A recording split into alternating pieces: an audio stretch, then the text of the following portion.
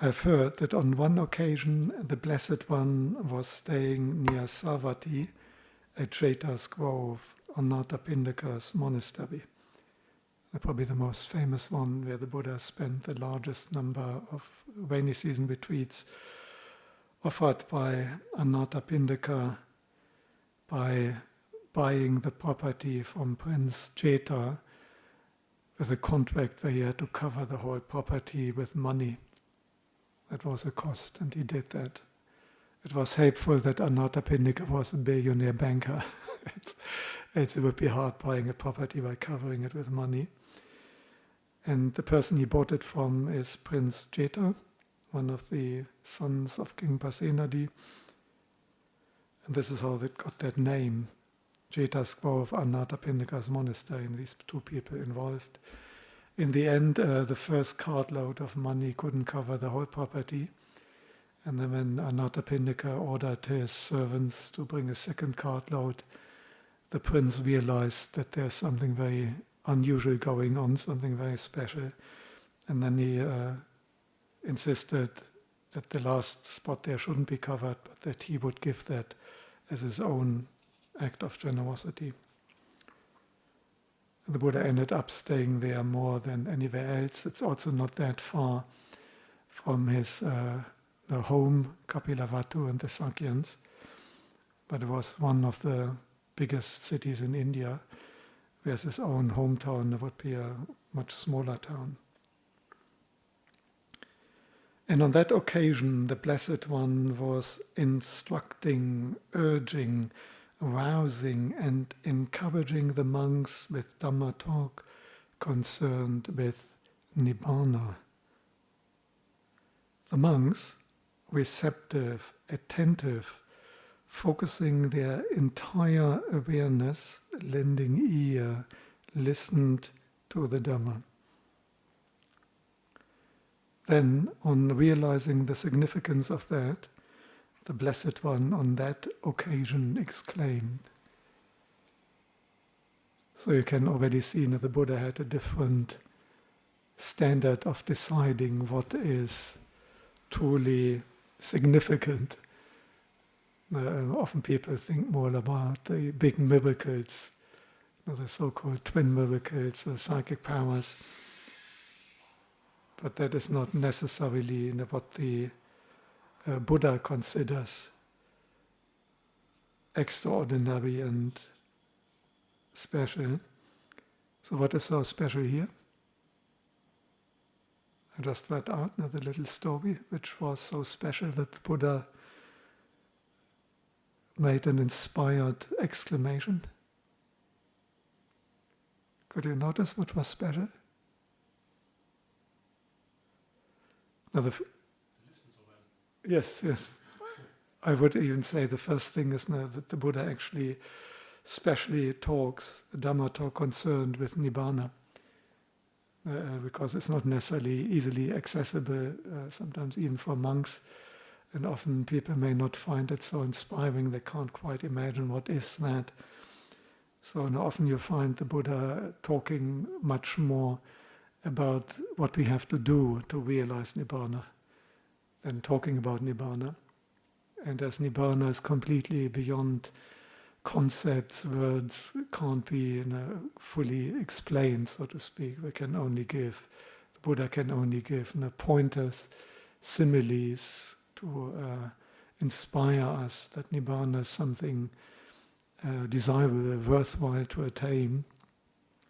So often he doesn't actually give, especially a Dhamma talk on Nibbana, but more concerned with often simple things, right conduct, sila, virtue, working and contentment and striving, putting forth effort, sitting and walking, making an effort to spend time in solitude, studying the Dhamma, and so on, the more foundational teachings. He was concerned with the whole Dhamma talk, with the final aim of our practice, Nibbana. That's the first thing which is special. And the second, as Ajahn you pointed out, that all these monks, receptive, attentive, focusing their entire awareness, really pointing their mind to listening, lending ear, pricking up their ears, they really listened. Again, that is not always the case. Nibbana can appear quite scary or boring for worldly people, and even for monks and nuns if they haven't made that much progress. But here, and it both comes together, the Buddha felt inspired, and quite likely he could actually see that these monks would be able to feel inspired and to listen diligently if he were to teach, and noticing that with his unique Buddha psychic powers, noticing that these have the ability, the Buddha felt inspired and actually did talk about, and then they listened enraptured. And now the Buddha gives this exclamation. I start with the Pali because I really like the Pali. Nissitassa chalitang, anissitassa chalitang nati, chalite asati passati, passatiya asati nati nahoti, natiya asati agatigati nahoti, agatigatiya asati chutupapato nahoti, chutupapato asati nivedhan hodang na ubhayam antare, esevanto dukkhasanti. Nissitassa chalitang anissitassa chalitang nati, chalite asati passati, passatiya asati nati nahoti, natiya asati agatigati nahoti, agatigatiya asati chutupapato nahoti, chutupapato asati nevidhan hodang na ubhayam antare, esevanto dukkhasanti. This is actually not any traditional meter, it's more like a mantra-like formulation which just flows very beautifully in the Pali rhythm. I guess you also would like to know what it means. One who is dependent has wavering. One who is independent has no wavering. There being no wavering, there is calm. There being calm, there is no inclination. There being no inclination, there is no coming or going. There being no coming or going, there's no passing away or arising. There being no passing away or arising, there's neither a here nor a there, nor a between the two. This is the end of suffering.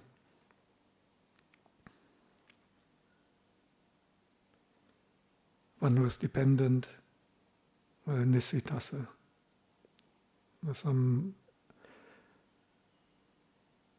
The Pali doesn't have the one. The Pali is even more terse, just like dependent, or of what is dependent, there's wavering. Dependent means based on conditions, obviously. As long as we depend on anything, on any conditions, on any support, on any pop-up, then whenever that support or that pop-up wavers, we will waver ourselves. And if we are dependent on anything which is a sankhara, which is conditioned and put together, then obviously that thing at some stage will fall apart. And then being dependent on it, we will waver ourselves. It's a little bit like if you're walking with crutches, and then the crutches break, you will fall. Or if you build your house on swampy ground, obviously then the house will sink or subside or collapse. Or if you have a human body, Well, the body depends on many things. Now, for example, edible food. And if you don't get food, now the body will be wavering, will become sick and emaciated, and so on. One who is independent, anisitasa, of the independent, no wavering. And the Pali here is chalita. Of course, never you can't find one-on-one translation. I think wavering is quite good, and dependent, independent. Trembling, you could also say, in the trembling or shaking instead of wavering. There being no shaking, there being no wavering, there's calm, there's tranquility. Passaddhi. This is actually also one of the bojjhangas, one of the factors of enlightenment, as one of the crucial factors which the Buddha describes for the mind attaining samadhi, attaining jhana. And in that sequence it's usually given as a result of gladness and rapture. And if the body experiences gladness and rapture, then the body will become really calm. This is when people can sit really long time, like for hours and hours without changing posture, not just by grinding their teeth and bearing up, but simply by the body elements, the physical elements of the body becoming so relaxed and calm and tranquil that it's actually not difficult to sit. And the difference is when people actually have that passaddhi based on that gladness and rapture, and develop then the full samadhi, the bliss and the mental unification. And they get up after sitting all night, and they don't have to go to the knee surgeon and have their knees replaced. But they'll be quite okay. That's the difference there. Now that is the same term, and then of course passaddhi, bojjhanga, one of the factors of enlightenment, that is also mentioned. So that's the same term being used by the Buddha here for calm. And the calm, the tranquility comes from not wavering, because one is not dependent on anything. Do you like to be dependent? Depending on this person, depending on that person? I also don't like it. So let's just go for true independence. And true independence can only be realized by letting go of all conditions. This is often the great fear, and when people become elderly and sick, it's not only dying, but possibly a long period of total dependency. Would you like that, not being able to go to the bathroom yourself? Would you like not being able to clean yourself up or shower and having to be washed by maybe strangers? No, you don't like this dependence, no? But even if we are young and fit and healthy and rich and supposedly can do everything, we have so many dependencies. Or body alone, just what the body depends on. If you just reduce the air pressure by going to Mount Everest level, we already will die. It doesn't work. There has to be a very well-defined air pressure, a very well-defined level of oxygen in the air. There has to be constant supplement with water, with food. But people don't feel bothered by that kind of dependence. They wouldn't depend on the nursing carer, but that their body and they constantly depend on all these things, they don't seem to mind.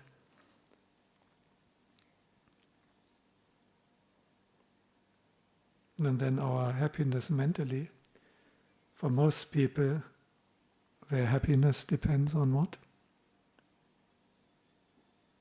How do you normally get happiness? you feel a bit down, what do you do to feel more happy? Chalky. Exactly, no? Sense contact. Eating some nice chocolate, listening to some nice music, eating something nice, having a nice hot shower when it's cold, or cold shower, cold pool when it's hot.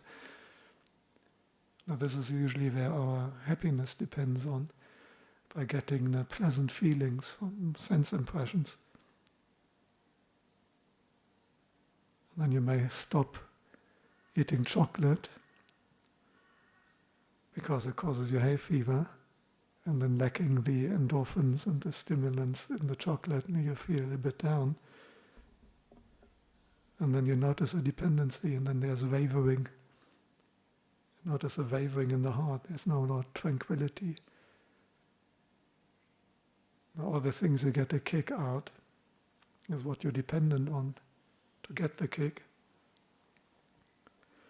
And you can notice then if you can't secure that, how the heart wavers and shakes and trembles, and how there's no tranquility. Now this is a false tranquility. We can also have a tranquility in the mind, and having a nice meal and getting all the kind of sensual stimulation we like, and a big cup of coffee and a big cup of hot chocolate, and then you have gotten all these stimulants that keep your mind in a happy shape. But this is the fourth kinds of tranquility. Probably not so much with coffee anyhow. Coffee is not so much tranquility. Chocolate can make you feel very nice, tranquil. But that is a tranquility which is based on stimulation, and which is based on conditions, which is a dependent kind of tranquility, whereas the Buddha here talks about a tranquility which comes from being independent. Now that is letting go of all these things. And if you let go of all this sensual stimulation, if you can abandon any attachment to that, any liking, any craving for that, then you're tranquil whether you have food or not, whether you have chocolate or not, whether someone loves you or praises you, or whether they hate you or they despise you, is all no difference. You're independent from that. Have you ever noticed how much we depend on being praised and liked? And when they like us and they praise us and so on, then we feel very tranquil, very calm. This is a false tranquility. Because tranquility based on being dependent on getting praise and liked and loved. And then if they hate us and despise us and criticize us, then the heart wavers. On the other hand, if you are equanimous, you have no liking and disliking to either praise or blame, or being loved or being despised. This is a true tranquility by not being dependent on that.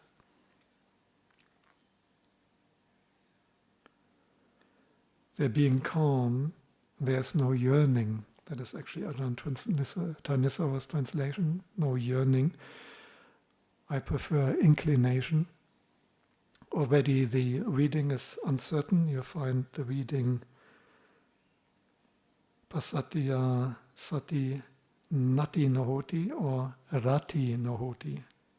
R-A-T-I or N-A-T-I with different meaning. And even in different editions you find both readings. So rati would be delight or maybe yearning. Nati simply means a kind of inclination, a bias, a bending.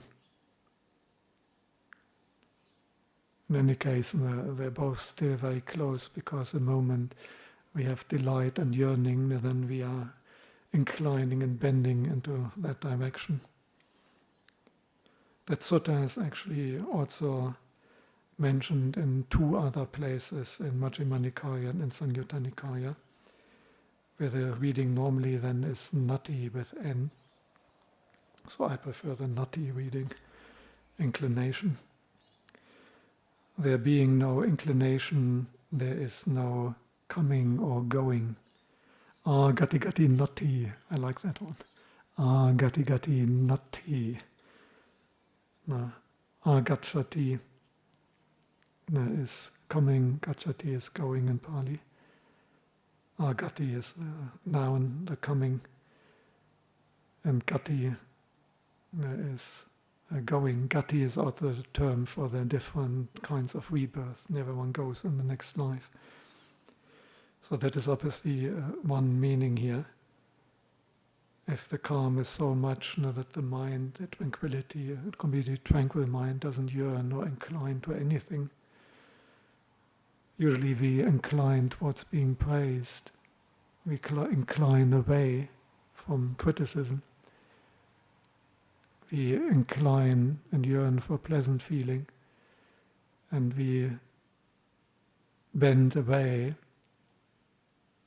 and want to avoid an unpleasant feeling. And because of that, that is what keeps us going. This is why there's all this coming and going. This is why the mind always coming and going in your meditation. Have you ever noticed how the mind is coming, going, going here, coming there? And in meditation you can actually observe that on a more subtle level. Now, this works on many, many different levels of refinement, from everyday pleasant, unpleasant feeling, praise and blame, and then you see the mental responses on a much more subtle level, and your mind is already quiet and calm.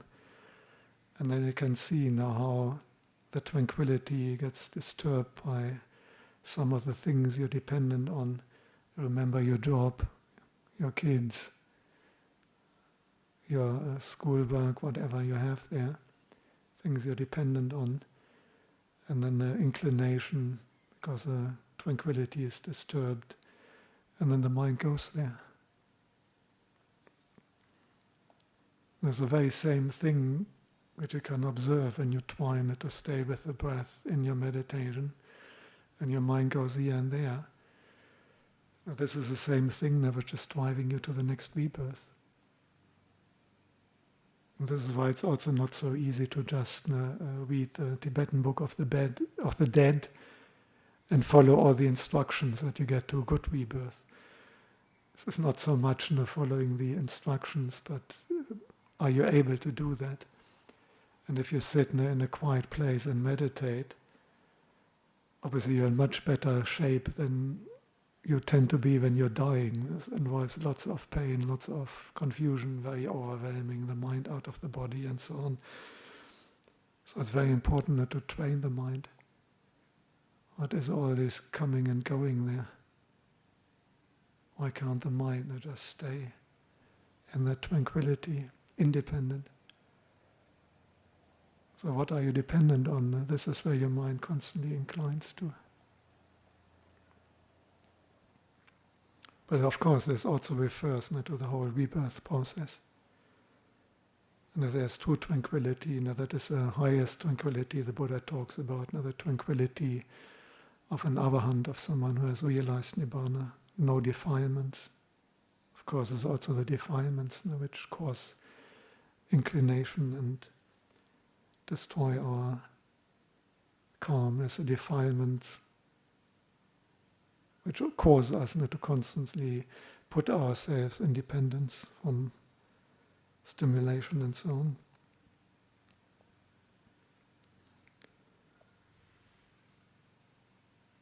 So if there's no coming or going, there's no passing away or arising, and there's no more rebirth.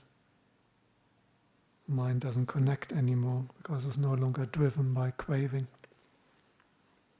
There's no more ignorance to assume anything as self, to acquire anything to own. There being no passing away or arising, there's neither here nor beyond, nor anything between the two. Idha, Udana, here And there, for example, I can refer to here in this life, and then there and beyond on the other side after death.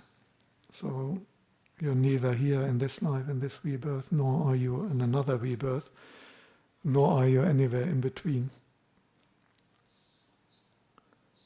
Nor is there actually any delusion of self to be anywhere, anyhow. There being no passing away or rising, there's neither here nor there or between the two. This is the end of suffering.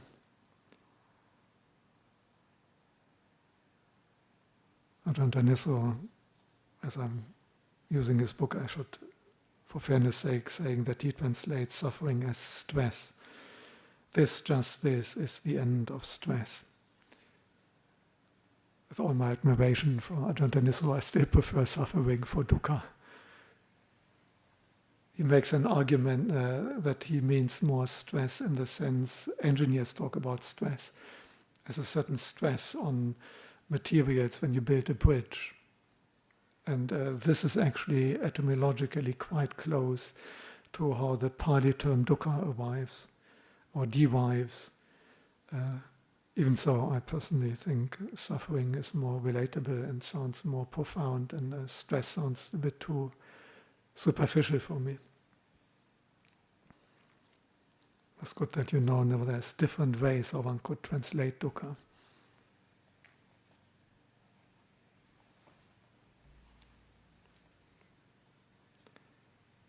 Nissitassa chalitang anissitassa chalitang nati chalite asati passati passatiya sati nati nahoti natiya asati agati gati nahoti agati gatiya asati Catuttha-nibbāna-paṭisaṃyutta-sutta nahoti Catuttha-nibbāna-paṭisaṃyutta-sutta asati nividha nahurang nubhayam antere esevanto dukkha sati.